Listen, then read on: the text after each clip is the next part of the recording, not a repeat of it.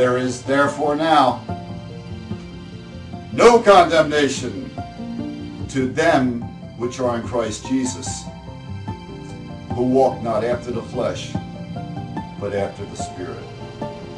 For the law of the Spirit of life in Christ Jesus hath made me free from the law of sin and death. For what the law could not do, in that it was weak through the flesh, God, sending his own Son in the likeness of sinful flesh and for sin, condemned sin in the flesh, that the righteousness of the law might be fulfilled in us, who walk not after the flesh, but after the Spirit.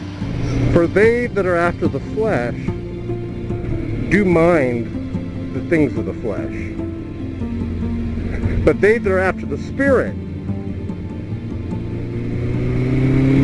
the things of the Spirit.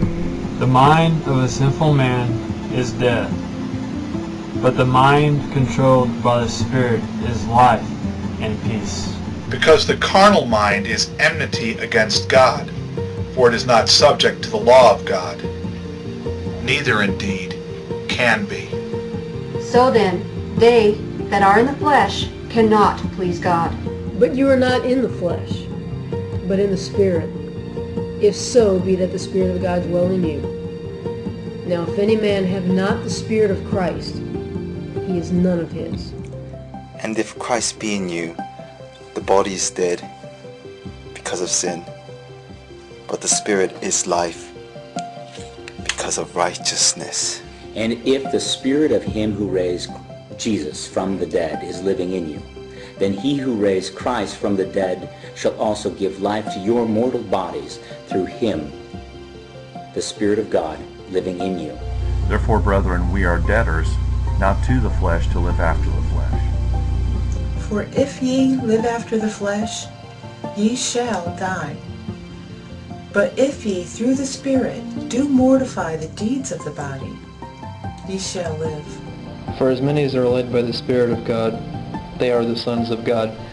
For ye have not received the spirit of bondage again to fear, but we have received the Spirit of adoption, whereby we cry, Abba, Father. The Spirit itself beareth witness with our spirit that we are the children of God. And if children, then heirs, heirs of God, and joint heirs with Christ, if so be that we suffer with him, that we may be also glorified together. For God so loved the world that he gave his only begotten Son, that whoever believes in him should not perish, but have everlasting life. God did not send his Son into the world to condemn the world, but that the world through him might be saved.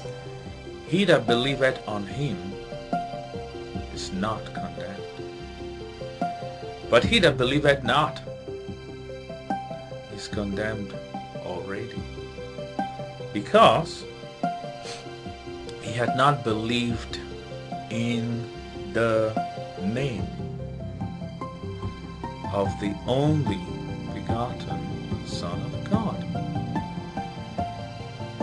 And this is the condemnation, that light is come into the world, and men loved darkness rather than light, because their deeds were evil.